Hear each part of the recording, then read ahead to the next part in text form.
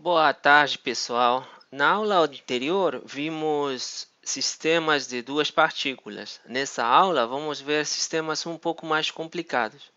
Vamos falar sobre átomos. Tá? Um átomo ele pode ser modelado como um núcleo com número atômico, digamos, se o átomo tem número atômico Z, então esse núcleo vai ter carga total Z vezes a carga do próton, que é E, positivo nesse caso, né? Esse núcleo ele está cercado por Z elétrons, né? Cada elétron com uma carga menos E e, digamos, uma massa M. Então, queremos modelar o hamiltoniano desse sistema. Tá? Vamos começar assim, bem devagarinho. Vamos considerar esse eletronzinho aqui. Tá? Esse eletronzinho ele vai ter uma energia cinética definida assim dessa maneira. Bem simples, né? H cortado sobre duas vezes a massa dele vezes o Laplaciano. Tá? Agora, esse eletronzinho ele está interagindo com esse núcleo. Então, esse eletronzinho vai sofrer uma energia potencial produzida por esse núcleo, que estará dada, né, por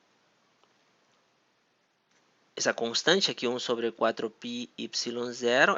Essa energia potencial é energia potencial elétrica, né?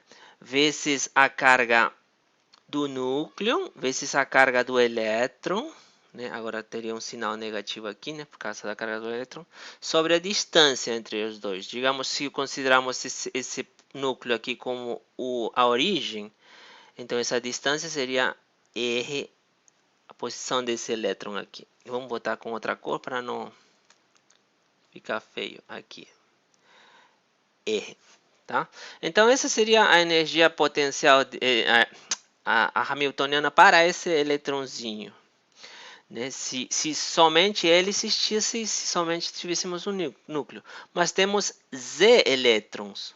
Então, temos que considerar todos os elétrons. Então, teríamos essa hamiltoniana vai ser um somatório de todos esses elétrons, do primeiro elétron até o zavo elétron, né? Dessa expressão aí. Só que aqui eu vou colocar o índice J aqui, e aqui seria a distância do elétron J até o núcleo, tá?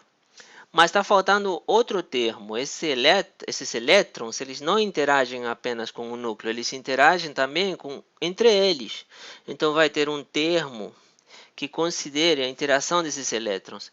Vamos ter aqui também, da mesma maneira, 1 sobre 4πy0 vezes a carga de um elétron vezes a carga do outro elétron, vai ficar ao quadrado com um sinal mais, né? Porque menos vezes menos mais, sobre a distância entre esses dois elétrons, digamos, R de um dos elétrons menos R do outro elétron. Tá? Valor absoluto porque é distância. Então, isso também, vamos ter um somatório aqui. Somatório, né? Porque é 2 a 2, né? De J até Z. Sendo que J é diferente de K. E vamos ter um termo aqui, 1 sobre 2, que vai contar para cada dois elétrons, para não contar duas vezes dois elétrons. Então, essa seria a expressão final do hamiltoniano desse sistema aí. Essa parte é energia cinética, essa parte é energia potencial do JS elétron no campo elétrico do núcleo, e esse aqui é a energia potencial associada à repulsão mútua dos elétrons.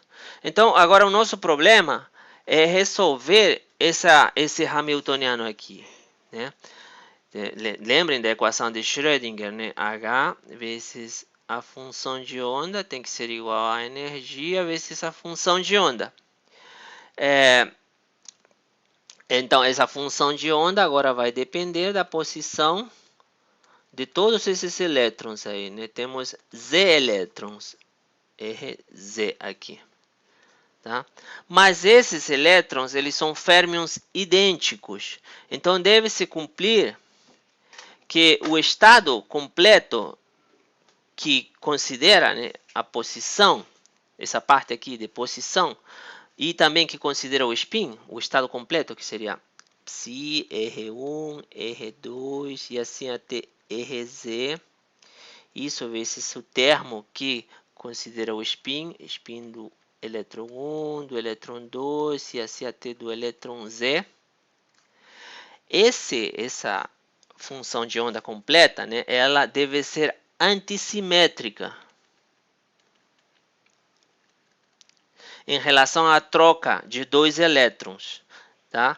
E, em particular, dois elétrons não podem ocupar o mesmo estado aqui.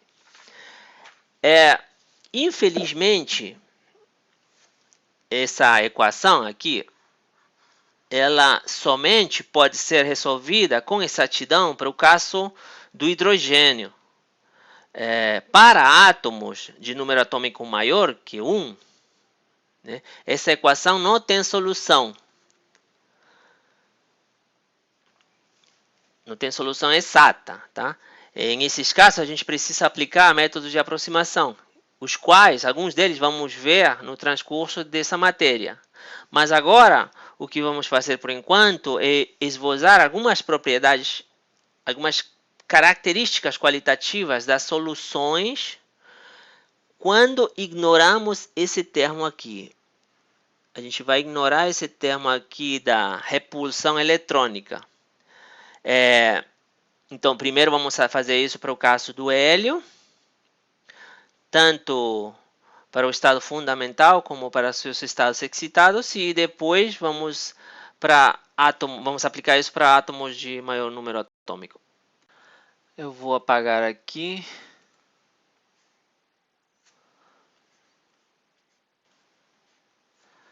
E vamos então começar com o hélio.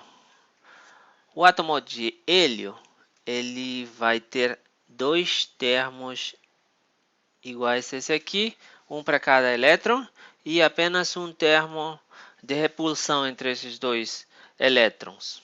Então vamos lá. Hélio. Então, o seu hamiltoniano vai ser igual a, escrevemos aqui o primeiro termo, menos h cortado ao quadrado sobre 2 vezes a massa, vezes o laplaciano 1, menos 1 sobre 4πy0, 2 vezes e ao quadrado, sobre R1, mais, isso aqui para o segundo elétron, 2m, menos 1 sobre 4πy0, 2 vezes c ao quadrado sobre R2, mais o termo de repulsão eletrônica, menos h cortado ao quadrado, não, esse termo é 1 sobre 4πy0, vezes e ao quadrado sobre R1 menos R2, né, a distância. E aqui é mais, porque os dois elétrons têm carga negativa, o produto vai ser positivo. Então, vemos que esse hamiltoniano tem esses dois hamiltonianos hidrogênicos com carga nuclear. Cada um vai ter uma carga nuclear de 2e. Essa aí é a carga nuclear. E, além disso, temos o termo de repulsão eletrônica para esses dois elétrons. Então, se desconsiderarmos esse termo de repulsão eletrônica, a equação de Schrödinger pode ser separada e as soluções podem ser escritas como o produto. Então, a solução do sistema, que depende, né, da posição dos dois elétrons, pode ser separada em duas funções de onda hidrogênicas. Φ NLM de R1 vezes Φ N' L' M' de R2. Onde essas soluções, né, hidrogênicas, elas são bem parecidas com as soluções do átomo de hidrogênio, só que nesse caso você considera um núcleo de carga 2e e um elétron, né, em volta desse núcleo. Então, esse aqui foi um problema no capítulo 4, né, e vocês devem ter encontrado que a energia, isso aí é fácil de fazer, né? Só muda esse doisinho aqui. Você vai encontrar que a energia vai ser igual a 4 vezes a energia de Bohr. E o raio vai ser igual a 1/2 do raio de Bohr. Tá? Então, a energia, agora isso aqui é para o sistema de um elétron, né? De um elétron apenas. Né? Para 2 elétrons, né? Que é o caso do hélio,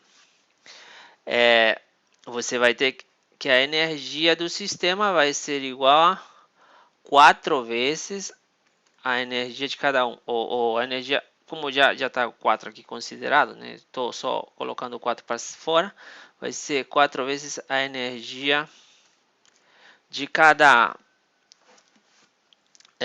hidrogênico, cada átomo hidrogênico, onde essa energia N vai ser igual a menos 13,6 sobre N quadrado electron-volts. Tá? Então, se aplicamos isso para o estado fundamental,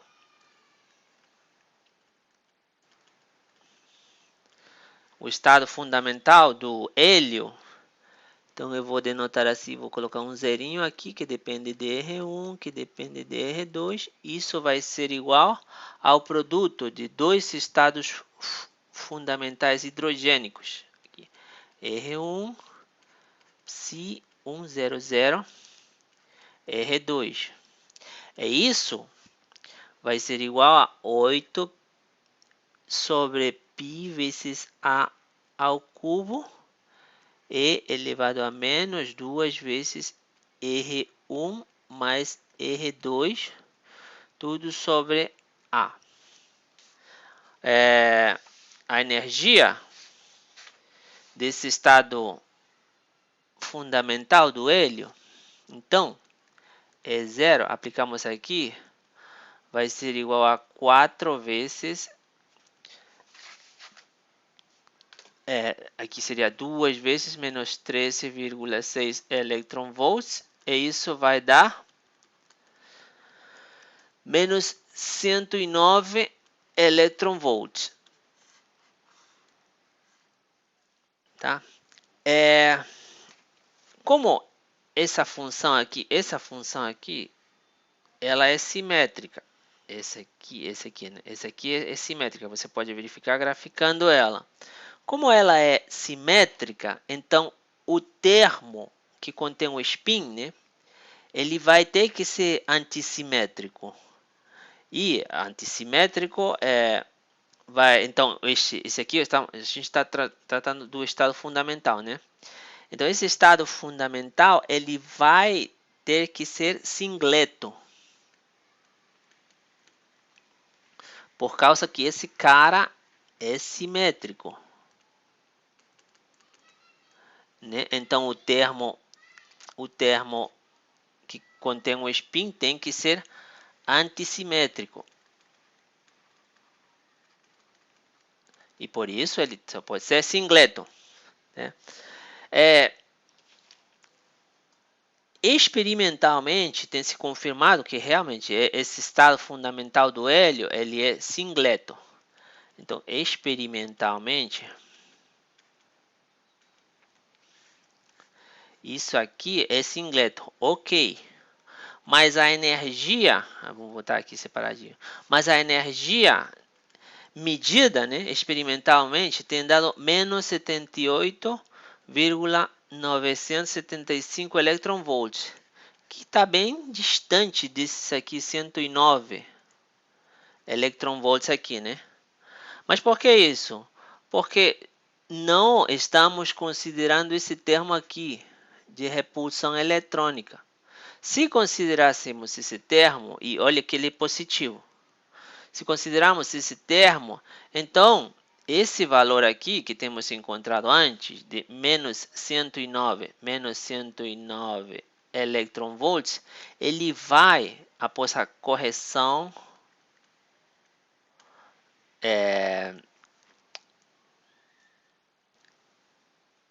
de repulsão, né? De repulsão eletrônica, ele vai para menos 79 electronvolts. E esse valor, né, agora sim fica bem consistente com esse medido experimentalmente. Então tudo se passa legal no estado fundamental. E os estados excitados do hélio? O que acontece com os estados excitados? Então, nos estados excitados, você vai ter assim, você vai ter cada um dos elétrons vai estar em um estado hidrogênico, um deles vai estar em um estado excitado e o outro deles vai ter que estar no estado fundamental, 0,0, tá? Então, um estado excitado e outro elétron no estado fundamental. O que acontece se você coloca os dois no estado excitado? Isso aqui é o que acontece, tá? Mas se você coloca os dois, por exemplo, se você coloca os dois como sendo estados excitados, NLM', né? Quando L e M são diferentes de zero aí. Então o que acontece? Um deles vai ir para o estado fundamental, tá? E ele vai liberar energia. Essa energia vai ser positiva. Então com essa energia positiva, ela vai pegar, vai dar uma quicada no outro elétron e vai mandar ele para fora, para o contínuo. E ao final você vai ter um íon de hélio e um elétron solto. Tá? Então você não pode colocar os dois em estado excitado. Vai ter que estar sempre nessa configuração. Um excitado e um no estado fundamental. E como aqui seriam eles? Eles têm que ter a configuração simétrica e antissimétrica. Lembra? Então, um deles, digamos, um deles vai ter que estar assim, NLM psi 100 mais psi 100 psi NLM. Então esse aqui é o simétrico, né? Como ele é simétrico, a parte que contém o spin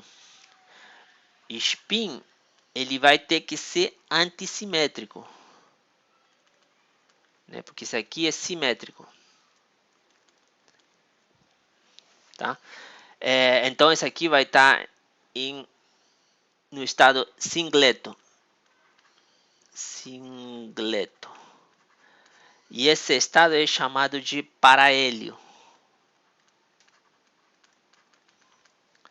Agora, isso aqui é se o estado espacial fosse simétrico, né? Mas o estado espacial pode ser antissimétrico também. NLM psi 100 menos agora psi 100 psi NLM. Aí nesse caso, o correspondente estado de spin, já que esse aqui é antissimétrico, acho que conduz esse, né? Simétrico. O estado de spin vai ter que ser simétrico. Então o estado de spin vai ser um tripleto. E ele é chamado de ortohélio. Tá? O estado fundamental ele tem que ser simétrico. O estado espacial do estado fundamental. Porque se fosse antissimétrico, se anularia aqui, né? Então ele tem que ser simétrico. Então ele é o estado fundamental, ele ele é singleto, né? Ele é paralelo, tá? Que mais? Temos visto que o estado simétrico, ele reúne os elétrons, eles ficam mais próximos. Isso aí vimos no capítulo anterior, né? Então, por causa disso, a energia, esse estado tem maior interação energética, tá? Então, os estados, esperamos, né, que os estados parahélio tenham energia maior que os estados ortohélio, tá? E, de fato, foi confirmado experimentalmente que o parahélio tem uma energia maior que seus homólogos ortohélio, tá? Aqui eu coloquei e fechou. Espera aí, eu já coloquei ele aqui já. Está aqui. Então, você pode ver que o estado parahélio 2s aqui tem energia maior que o estado ortohélio 2s. Aqui também, 2p do parahélio é maior que 2p do ortohélio. E assim, tá? Então, agora, vamos ver com átomos mais pesados, tá? Vamos colocar aqui meu lápis. Vamos ver a tabela periódica.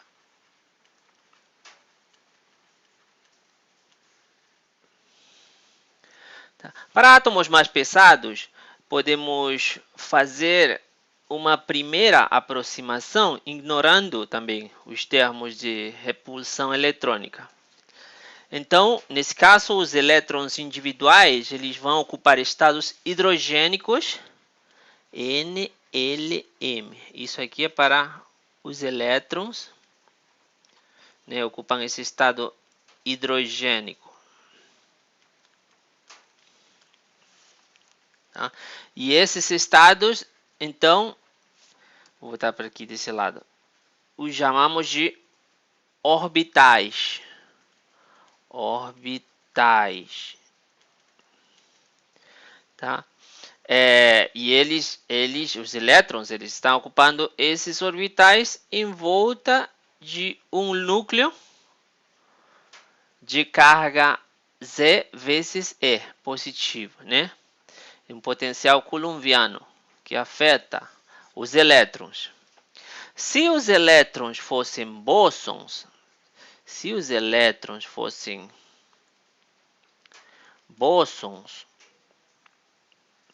eles todos ocupariam os estados hidrogênicos 100, correspondente ao estado fundamental hidrogênico. Mas eles não são bósons, eles são férmions. Então, somente dois deles podem ocupar esse estado. Somente dois elétrons, né? E, ainda mais, somente dois elétrons podem ocupar o estado NLM. Tá? Um assim e outro assim, no estado de singleto. Tá? Para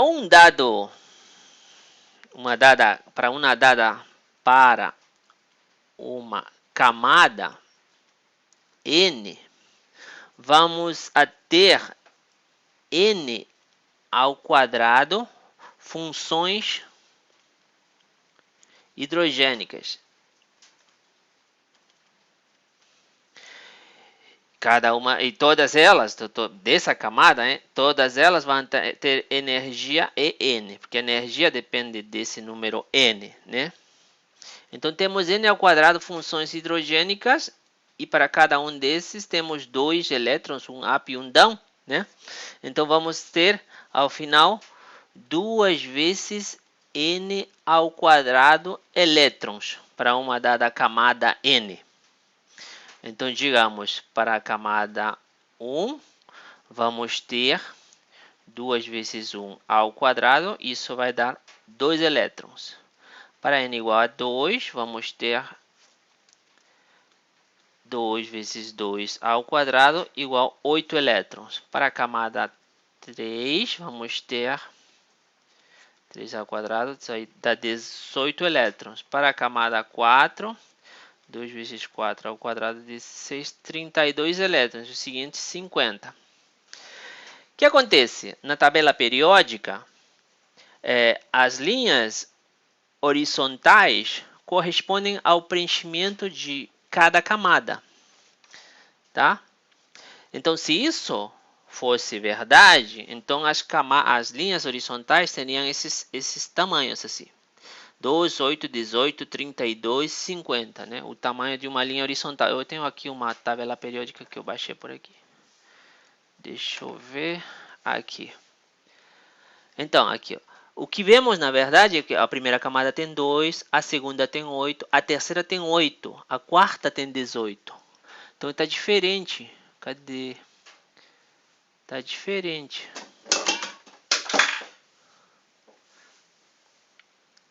Tá difícil voltar.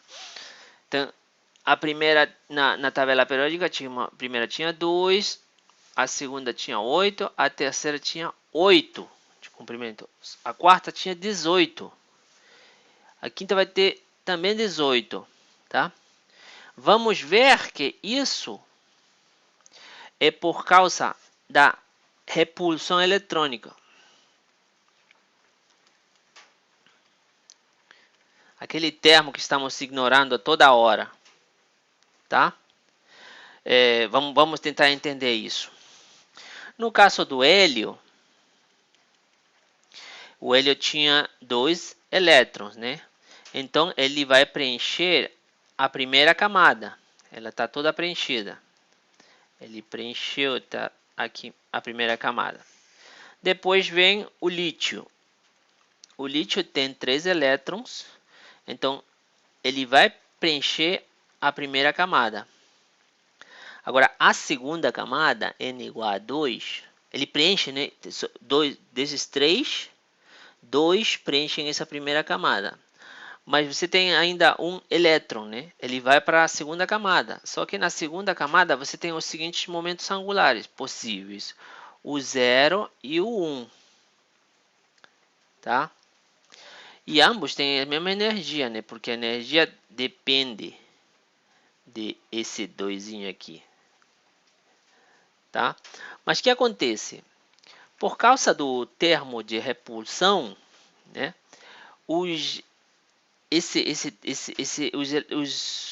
Quando você tem um momento angular maior, nesse caso o 1, ele fica afastando o elétron do núcleo, né?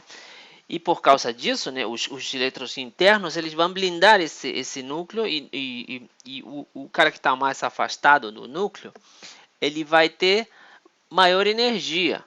Então, o que tem menor momento angular orbital, ele vai estar mais perto do núcleo. E, por conseguinte, ele vai ter a menor energia. Então, o terceiro elétron, ele vai preferir se colocar aqui no menor momento angular orbital, que é, nesse caso, o 0. Tá? Isso vai ser válido depois. Daqui a pouquinho vamos ver isso aí de novo acontecendo. Então, vou botar aqui como seriam preenchidas essas camadas, tá? Na primeira camada você tem o hidrogênio com um elétron, depois com 2 elétrons tem o hélio.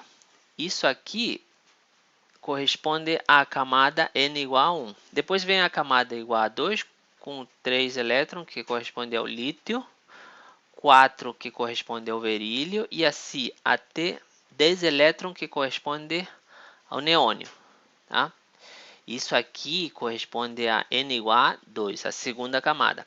Aí deveria vir a terceira camada, né? 11 elétrons o sódio, 12 elétrons o magnésio, 3 elétrons o alumínio e assim. Aqui, por aqui, vamos encontrar com 18 elétrons o argônio, com 19 elétrons o potássio, com 20 o cálcio, aqui 21 esse elemento aí, até chegar a 28 elétrons, que corresponde a esse elemento aí, tá? Isso aqui corresponderia à terceira camada, N igual a 3. Mas o que acontece? Quando você chega aqui ao argônio, aqui você deveria ter N igual a 3, L igual a 2, tá? Mas por causa da blindagem tão forte, nesse caso, o que vai acontecer? O elétron vai preferir preencher um estado com momento angular igual a 0 do que esse momento angular 2. Isso aí, o que vai ter aí perto vai ser o N igual a 4, a quarta camada. Então, esses caras aqui não preenchem esse primeiro, eles entram aqui primeiro. Ele vai direto para a quarta camada, então esse aqui já não é válido já. E aqui novamente volta para a terceira camada, N igual a 3, L igual a 2. Então isso por causa daquela blindagem, né? Então, isso demonstra porque que a tabela periódica não tem aqui, como esperávamos, né? Como esperávamos aqui, 18 elétrons, sino 18 elementos nessa linha horizontal da terceira, sino 8 elementos, né?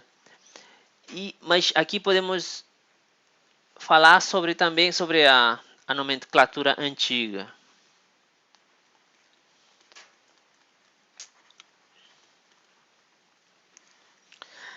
Que essa nomenclatura é adorada pelos químicos, né? Em essa nomenclatura, o momento angular orbital do elétron, de um dos eletrõezinhos, quando ele é igual a 0, então ele recebe a notação S. S que significa sharp, agudo. O momento angular orbital 1, ele é chamado de P, principal. Ele igual a 2 é chamado de D, difuso. Ele igual a 3 é chamado de F, fundamental. E depois já vem G, H, I. O J ele não existe. Daí passa para K, L e assim, tá? Isso aqui é para um elétron, né? Para quando quer denotar. E esse aqui virou, né? Quando quer denotar a camada também utiliza igual aqui, mas com letra maiúscula. K, L, M. Tá? E assim. Esse aí ficou torto, né? Vamos tentar terminar. Então, o estado de um elétron, ele vai estar representado pelo par NL. Esse N, ele corresponde à camada, que pode ser camada 1, 2, 3 e assim. E esse L corresponde ao momento angular orbital, que pode ser S, P, D, F e assim, tá? O número quântico magnético, M, ele não aparece aí, mas se utiliza um exponente para indicar o número de elétrons que ocupam esse estado em questão. Por exemplo, aqui, se você tem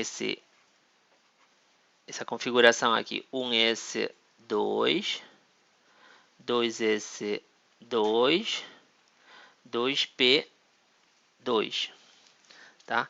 Isso quer dizer que aqui em esse orbital você tem dois elétrons no orbital 1, 0, 0, tá? Aqui, ó, dois elétrons, também aqui seria no orbital 2, 0, 0. Aqui você vai ter 2 elétrons. O 2 vem daqui, tá? Esse exponente aqui, ele indica quantos elétrons tem aí em esse estado. 2 elétrons. E aqui você tem várias opções. Esse aqui é N igual a 2 e L é igual a 1, né? Por causa do P. Só que o M vai poder ser 1, 0 ou menos 1. Então, esses dois elétrons, eles vão estar em uma combinação desses estados aí, tá? Esse exemplo que eu tomei aqui corresponde ao estado fundamental do carbono. Carbono é o estado fundamental do carbono, tá? Em esse exemplo, temos dois elétrons com L igual a 1. Então, e os outros estão com L igual a 0, tá? Então, o momento angular orbital total, vamos botar aqui, momento angular orbital total, tá? Aqui era momento angular orbital de um dos elétrons. Aqui o momento angular orbital total do sistema total, que denotamos com a letra maiúscula L. Então, vai poder ser, já que tem dois elétrons com momento angular orbital 1, esse total vai poder ser ou 2, ou 1, ou 0. Tá? Isso é em relação ao momento angular orbital total. E agora, em relação ao spin total, como seria? Por exemplo, aqui, esse cara aqui, esse 1s2, quer dizer o que isso aí? Aqui temos dois elétrons, e eles estão juntos e presos. Então, eles vão ter spin total igual a 0, tá? Mas eles dois só têm spin total igual a 0. Agora, esse cara aqui, esse 2, eles estão... esse 2s2 também vai ser a mesma coisa, idem, né? Vai estar presos com spin total 0. E agora, esse cara aqui, como é que vai ser? 2p2. Ele vai estar ou no estado singleto ou no estado tripleto, né? Ele tem spin total, então o spin total do sistema, que denotamos com esse maiúsculo, então ele vai poder ser igual a, já que esses dois elétrons podem ter spin 1/2, eles dois têm spin meio, né? Então eles podem ter, o total pode ser igual a 1 ou pode ser igual a 0, tá? Então, legal. Temos o spin total, o momento angular orbital total. Então, o momento angular total, que considere tanto o spin quanto o momento angular orbital, ele vamos denotar com a letra J maiúsculo, e ele poderá ser igual a 3, igual a 2, igual a 1 ou 0. Tá?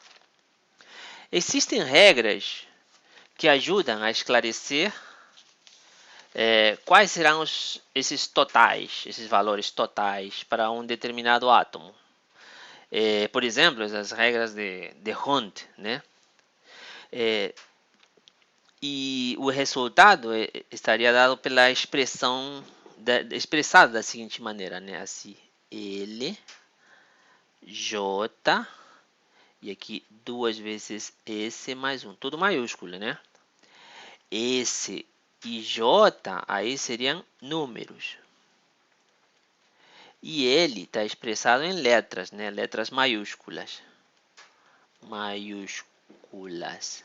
Assim, por exemplo, no caso do estado fundamental do carbono, novamente, temos a seguinte notação: 3P0. Então, nesse caso, esse aqui é 2S mais 1. Então, S era igual a S era igual a 1, né? Por isso deu o 3 aí. Esse P quer dizer que o momento angular orbital total é igual a 1. E esse 0 quer dizer que o momento angular total é igual a 0. Na tabela, nessa tabela aqui, temos os elementos, né? Os elementos e as respectivas configurações. E também as camadas, como é que elas vão sendo preenchidas. Aqui vemos que aqui da terceira camada ele passou por causa dessa blindagem, né, para a quarta camada e depois voltou para a terceira camada novamente. E aqui há aquela representação, tá?